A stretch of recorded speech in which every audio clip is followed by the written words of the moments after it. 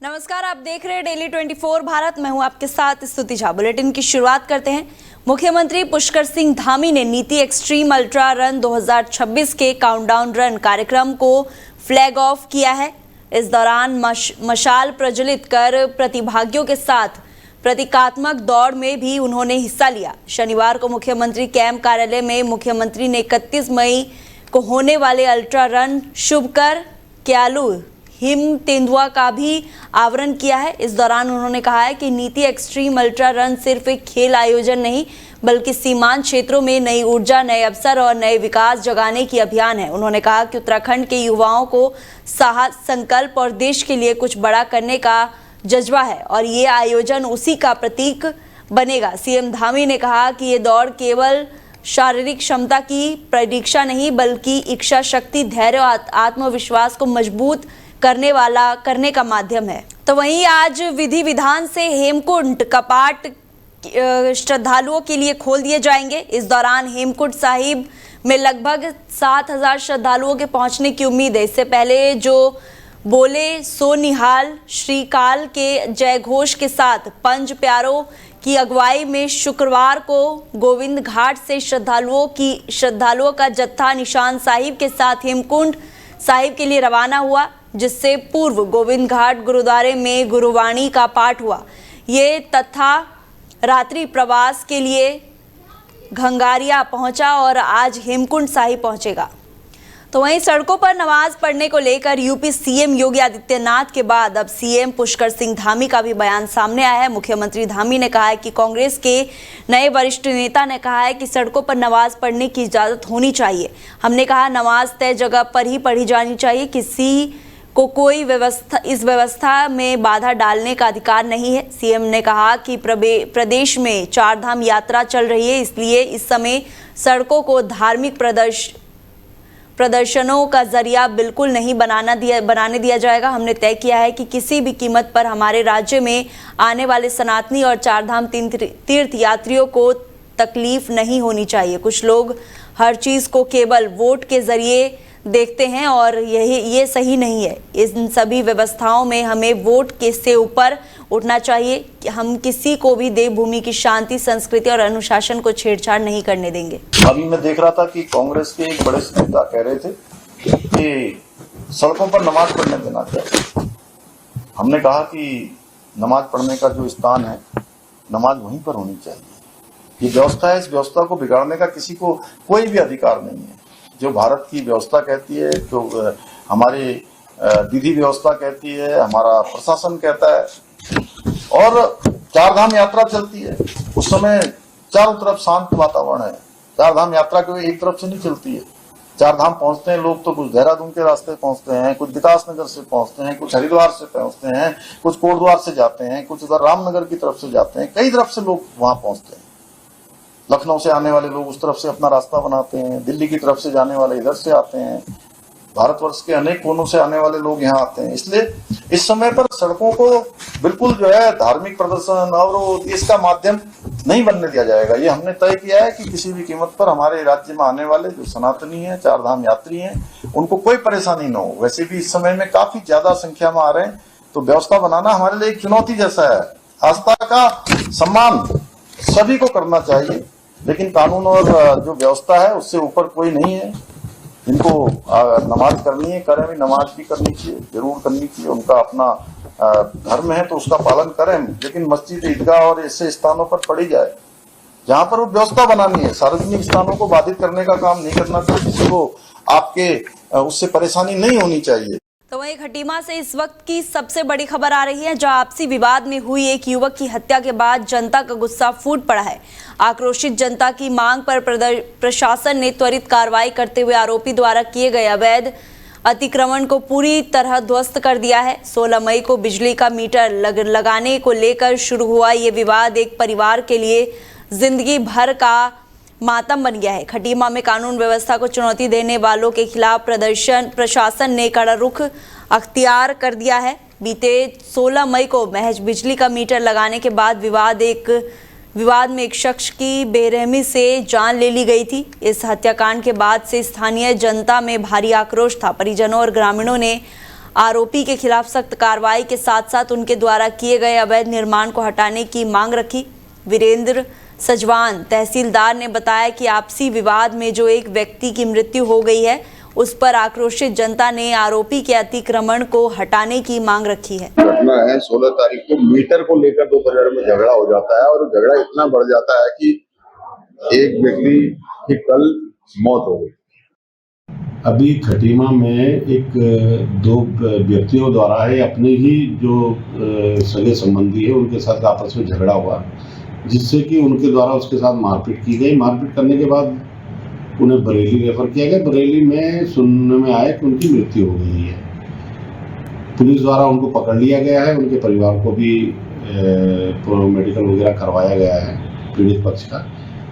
जनता की मांग थी कि इनका अवैध निर्माण को तोड़ा जाए, तो उसमें उप जिलाधिकारी महोदय के निर्देश के साथ नगर पालिका क्षेत्र के अंतर्गत ईओ मैडम द्वारा नोटिस की कार्रवाई की गई है, जो कि चस्पा किया गया है और नाली के ऊपर जो अतिक्रमण का जितना एरिया था उसको ध्वस्त कर दिया गया है। चेंज करा लो, तो क्या कहते मीटर चेंज हो रहा था, तो ये कह रहा था मैं मीटर नहीं लगने दूंगा। तो मामा ने कहा मीटर क्यों नहीं लगने देगा, क्या कहते हैं हम तो घर के बाहर ही तो लगेगा, मीटर घर में थोड़ी ना लग जाएगा। तो कह रहा मैं अपनी दीवार पे नहीं लगने दूंगा, उसका अंदर कॉलम है, तो मैं अपने घर पे नहीं लगने दूंगा।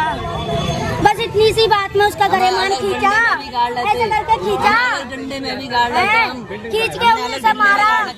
फिर मेरी नानी के सर में मारा, उसके टाँके आए हुए हैं। नानी को भी मेरी वैसी सीरियस हालत है। मेरे मामा को उनको देखने लगे, ऐसे करके अपनी माँ को देखने लगे, उनके सिर पे ऐसे मार दिया, दो डंडे यहाँ से पूरा। तो वहीं मसूरी में कांग्रेस नेता राहुल गांधी द्वारा प्रधानमंत्री नरेंद्र मोदी और गृह मंत्री अमित शाह की गई कथित टिप्पणी के विरोध में मसूरी में बीजेपी कार्यकर्ताओं ने जोरदार प्रदर्शन किया। बीजेपी मंडल अध्यक्ष रजत अग्रवाल और पालिका अध्यक्ष मीरा सकलानी के नेतृत्व में कार्यकर्ता पिक्चर पैलेस चौक पर एकत्रित हुए और कांग्रेस और राहुल गांधी के खिलाफ नारेबाजी करते हुए उनका पुतला फूंका। बीजेपी मंडल अध्यक्ष रजत अग्रवाल ने कहा कि प्रधानमंत्री पूरे देश के होते हैं और उनके खिलाफ अपमानजनक टिप्पणी देश की जनता का अपमान है। उन्होंने आरोप लगाया है कि कांग्रेस मुद्दा विहीनी हो चुकी है और जनता उसे कभी माफ नहीं करेगी। पालिका अध्यक्ष मीरा सकलानी ने कहा कि कांग्रेस अपना जनाधार खो चुकी है और केवल बयानबाजी के सहारे राजनीति करने का प्रयास कर रही है। उन्होंने कहा कि आने वाले समय में कांग्रेस को करारा जवाब देगी। मैं बार बार ये बात कह रही हूँ कि वो देश के प्रधानमंत्री है ना, और देश के प्रधानमंत्री जी के लिए अगर कोई इस तरीके के शब्दों का प्रयोग करता है, वो समझ आप सीधे सीधे मान के चलिए वो भारत के लिए वो शब्द यूज किए जाते हैं, तो उनको सोच समझ के अपनी टिप्पणी देनी चाहिए कि किस तरीके के शब्दों का यूज करें। और अगर नहीं कर सकते हैं, वो नहीं सोच समझ के बोल सकते हैं, तो उनको कुछ भी बोलने का हक नहीं। और उन्होंने जो शब्द यूज करे हैं वो हम किसी भी तरीके से उसको बर्दाश्त नहीं करें। इस पार्टी जो है आज एक राहहीन पार्टी है, विचारहीन पार्टी है, जिस पार्टी का ना ही कोई मुख्य उद्देश्य है, ना ही कोई उनके मुख्य चिंतनीय विषय है। और बड़ी खेद की बात है जब आज पूरा विश्व हमारे प्रधानमंत्री माननीय श्री नरेंद्र मोदी जी की प्रसिद्धि को मान रहा है, कि उनकी प्रसिद्धि का व्याख्यान कर रहा है, और हमारे प्रधानमंत्री श्री नरेंद्र मोदी जी पूरे विश्व में भारत का परचम लहरा रहे हैं। उसी बीच राहुल गांधी द्वारा हमारे माननीय प्रधानमंत्री श्री नरेंद्र मोदी जी के लिए और माननीय गृह मंत्री श्री अमित शाह जी के लिए उन्हें गद्दार शब्द का उपयोग करा।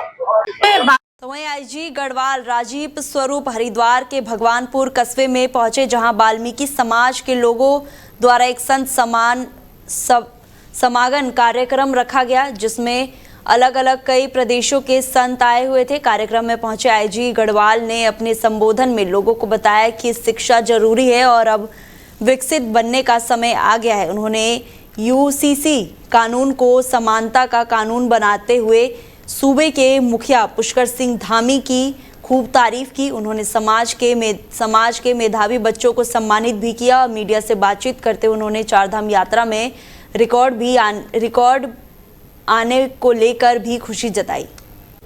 तो वहीं आपको बता दें कि ये मामला दिनेशपुर थाना क्षेत्र से जुड़ा हुआ है, जहां पीलीभीत के रहने वाले एक युवक द्वारा अपने आप को डॉक्टर बताकर आयुर्वेदिक दवाइयों में एलोपैथिक दवाइयां मिलाकर लोगों को दिया जा रहा था, जिसकी शिकायत पर आज दिनेशपुर पुलिस, आयुर्वेदिक स्वास्थ्य विभाग और एसडीएम गदरपुर ऋचा सिंह मौके पर पहुंची और युवक को रंगे हाथों पकड़ लिया। इसके बाद मौके पर पकड़ी गई दवाइयों को सैंपलिंग के लिए भेज दिया गया। इस मामले में औषधि निरीक्षक उधम सिंह नगर का कहना है कि सैंपल की जांच होने के बाद ही अग्रिम कानूनी कार्रवाई की जाएगी। जिलाधिकारी महोदय और के नेतृत्व में एसडीएम गदरपुर ऋचा सिंह जी के से प्राप्त सूचना के क्रम में मैं औषधि निरीक्षक उधम सिंह नगर एक प्रतिष्ठान भवन पे पहुंचे थे, जिससे हमें सूचना मिली थी कि वो एलोपैथिक दवाइयां मिला के कुछ पुड़िया में उसको आयुर्वेदिक के तौर पे आम जनमानस को दे रहा है।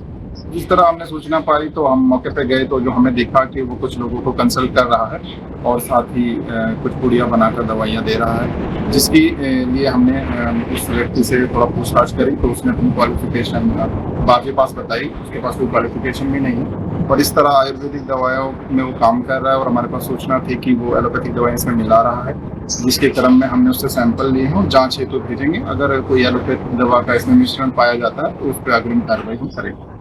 देखिए, पूर्व में भी एक संयुक्त अभियान जब दिनेशपुर में चलाया गया था और एक नकली आयुर्वेदिक दवा यहाँ पर पाई गई थी, जो कि लैब में भी प्रूव हो गई थी। उसके बाद लोगों में थोड़ी जागरूकता हुई है और इस संबंध में भी एक शिकायत आई थी कि ये जो खड़े हुए हैं इनके द्वारा यहाँ पर जो दवाएं दी जा रही है, यूपी से आकर यहाँ पर दवा ये बेच रहे हैं और इसमें जो इनके द्वारा हम लोग को प्रथम दृष्टया लग रहा है कि इसमें शायद एलोपैथिक दवा मिली हुई है, क्योंकि एक ही दिन में आयुर्वेदिक दवा खाकर लोगों को आराम भी हो जा रहा है, ऐसा भी बताया गया है। तो अभी ड्रग इंस्पेक्टर द्वारा मौके पर ही इसकी सैंपलिंग की गई है और लैब की रिपोर्ट प्राप्त होने के बाद इसमें आगे की जो भी कार्रवाई है वही की जाएगी। तो वहीं दिनेशपुर के विभिन्न पेट्रोल पंपों में डीजल पेट्रोल की कमी से लोग काफी परेशान हैं। आपको बता दें कि ईंधन की इस किल्लत ने दिनेशपुर के आम जनजीवन को बुरी तरह से प्रभावित कर दिया है। नौकरी पेशा लोग समय पर दफ्तर नहीं पहुंच पा रहे, तो वही किसानों के सामने सिंचाई और खेती का संकट खड़ा हो गया है। सबसे बड़ा सवाल यह है कि आखिर इस किल्लत की वजह क्या है? क्या सप्लाई चेन की खराबी है या फिर इसके पीछे कोई और बड़ी वजह है? और सबसे ज़रूरी बात, प्रशासन इस मामले पर अब तक मौन क्यों है? दिनेशपुर की जनता इस वक्त बेबस और जल्द से जल्द इस समस्या का समाधान चाहती है। अब देखना यह होगा कि प्रशासन और संबंधी कंपनियां कब तक दिनेशपुर को इस संकट से निजात दिलाती है। पेट्रोल डलवाने आए हैं, देख लीजिए, आप लोग ही देख लीजिए, यहाँ पे पेट्रोल ही नहीं है। गरीब आदमी है यहाँ पे, दिनेशपुर के लोग सब परेशान है। तो आने वाली स्थिति ऐसा रहा तो जनता परेशान रहेंगे। पेट्रोल का तो दिक्कत ही दिक्कत है। अब आपके सामने भरवाने आए, पेट्रोल नहीं है, तो डर कर अंदर भाग रहे हैं। और ऐसा रहा तो दिक्कत बहुत जल्दी परेशानी हो जाएंगे पूरा दिन। क्षेत्र में दिक्कतें बहुत सारी आ रही हैं। पेट्रोल डीजल की मार बहुत जबरदस्त है, गैस की भी प्रॉब्लम हो रही है। आज ही सुबह तेल खत्म हो गया। इससे पहले भी 2-3 दिन पहले मैं पेट्रोल डलवाने आया था, तब भी नहीं मिला। मिल रहा है बीच बीच में, लेकिन प्रॉब्लम्स हैं और ये देश के हित के लिए अच्छे नहीं। जो खाड़ी देशों में युद्ध हो रहा है, इससे भारत देश को बहुत बड़ा नुकसान होगा और ये खाली पेट्रोल डीजल की मार नहीं, शायद खान पीन आने वाली सामान वस्तुएं बहुत महंगी हो जाएंगी। जीवन यापन करना बहुत ही कठिन होगा। पूरा मामला ये है कि जो पेट्रोल डलवाने आ रहे हैं, यहाँ पे 2-3 दिन से तेल नहीं है, दिनेशपुर में नहीं है। हमें भारी दिक्कत हो रही है गाड़ी चलाने के लिए और क्या कहते हैं, परेशानी बहुत हो रही है। बिना गाड़ी के कैसे चले? आम पब्लिक चाय तो चाय का ये तो सोच के हमें भी वो लग रहा है कि कहीं पे भी पेट्रोल नहीं मिलता। सरकार को तो ध्यान देना चाहिए, क्योंकि सुबह सभी अपने काम के लिए गाड़ी लेके ही जाना चाहते हैं। बिना गाड़ी के कहीं काम मिलता ही नहीं है। सिडकुल यहाँ से कम 14-15 किलोमीटर की दूरी में है, तो तेल बिना कैसे जाएगा। तो वहीं उत्तराखंड के पर्वतीय क्षेत्रों में इन दिनों सूरज की तपिश और भीषण गर्मी ने लोगों को बेहाल कर रखा है। अल्मोड़ा और आसपास के इलाकों में तापमान सामान्य से ऊपर बना हुआ है, जिससे जनजीवन पूरी तरह से प्रभावित है। दोपहर के समय बाजारों में सन्नाटा पसरा रहता है और लोग उमस और सूखी गर्मी से अस्त्र है। इसी बीच मौसम विभाग ने एक बड़ी राहत भरी खबर दी है। विभाग के ताज़ा पूर्वानुमान के अनुसार क्षेत्र में एक नया वेदर सिस्टम सक्रिय हो रहा है, जिसके चलते आगामी 24 से 48 घंटे के भीतर अल्मोड़ा सहित कुमाऊं के कई हिस्सों में तेज आंधी तूफान के साथ झमझमा बारिश और ओलावृष्टि की संभावना है। तो वहीं पर्यटन सीजन में लगातार लग रहे ट्रैफिक जाम से निजात दिलाने के लिए प्रशासन ने शुक्रवार से मसूरी में शटल सेवा की शुरुआत कर दी है।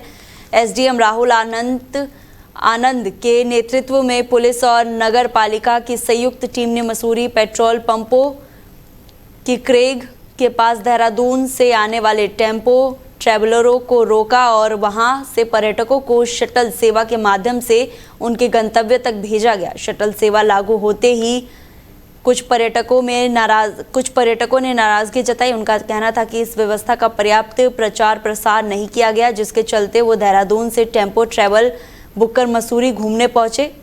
पर्यटकों ने कहा कि यदि पहले जानकारी होती तो छोटी गाड़ियों से यात्रा करते। उन्होंने प्रशासन से अपील की है कि वो नई व्यवस्था की जानकारी पहले से व्यापक स्तर पर दी जाए ताकि पर्यटकों को असुविधा का सामना ना करना पड़े। है कि योजना है शटल सेवा की प्रथम चरण में हम टेम्पो ट्रैवलर्स को हम चाहते हैं कि चूंकि वो बड़ी होती गाड़ियां हैं और मसूरी की रोड और जंक्शन जो लाइब्रेरी चौक वगैरह है बहुत छोटे हैं, तो हम चाहते हैं कि प्रथम चरण में उनको हम यहाँ रोके और जो से यात्री और सैलानी आ रहे हैं उनको शटल सेवा के माध्यम से उनके गंतव्य स्थान तक पहुंचाएं। और मैं सभी से अनुरोध करना चाहता हूं यात्रियों से कि सभी इसका आनंद उठाएं, क्योंकि अगर ये टेम्पो ट्रैवलर्स नहीं जाती हैं शहर में तो उससे जाम कम लगेगा और उनके लिए ही एक्सपीरियंस बेटर होगा। हम उनके ही बेटर एक्सपीरियंस के लिए काम करना चाह रहे हैं। मसूरी एक पर्यटक नगरी है और पर्यटकों को हर संभव सुविधा देने का प्रयास किया जाए। टेम्पो ट्रैवलर छोटा वाला बुक किया था 12 सीटर, हमें पता था कि वो जाता है करके, लेकिन अब यहाँ पे आके हमें बताया गया कि वो नहीं जाएगा आगे, आपको गाड़ी यहीं पे छोड़नी है और यहाँ से शटल सर्विस लेनी है। और हमें घूमने के लिए भी अगर कहीं जाना है तो वापस शटल से यहाँ पे पीछे आना पड़ेगा, यहाँ से वापस गाड़ी लेके जाना पड़ेगा, तो ये बड़ा ही तकलीफ है। ऐसे करना है तो आपको पहले बोलना चाहिए ना। तो हम उस तरह से वहां से छोटी गाड़ी करके आते थे, 2 इनोवा करके आ जाते थे। अभी यहाँ पे इतना बड़ा गाड़ी लेके आ गए, पेमेंट कर दिया, अभी गाड़ी वापस भी नहीं कर सकते। तो ऐसे टूरिस्ट को थोड़ा लूटा जाएगा तो कैसे टूरिस्ट आएगा वापस? हम मुंबई से आ रहे हैं और ये इस तरह से प्रशासन, तो हमने कहीं और तो ये मसूरी जो है बैन करना चाहिए ताकि टूरिस्ट नहीं आए। टूरिस्ट आ रहे हैं उनको तकलीफ हो रही है ये जगह पे, इसलिए ये जो भी हो रहा है वो गलत हो रहा है मेरे हिसाब से। तो यानी एक तो पहले सब अच्छी तरह से इसके बारे में डिटेल में पाया, अभी गूगल है इतना, ये सब सभी के ऊपर पता चल जाता है तुरंत की तुरंत, बाबा ये फैसिलिटी नहीं है करके। हर एक बंदा उस हिसाब से एडजस्टमेंट करके आएगा ना। इधर आने के बाद आप बोल रहे हैं ऐसे एडजस्टमेंट करो, ये गलत बात है वैसे। तो फिलहाल बुलेटिन में इतना ही। आप देखते रहिए डेली 24 भारत। नमस्कार।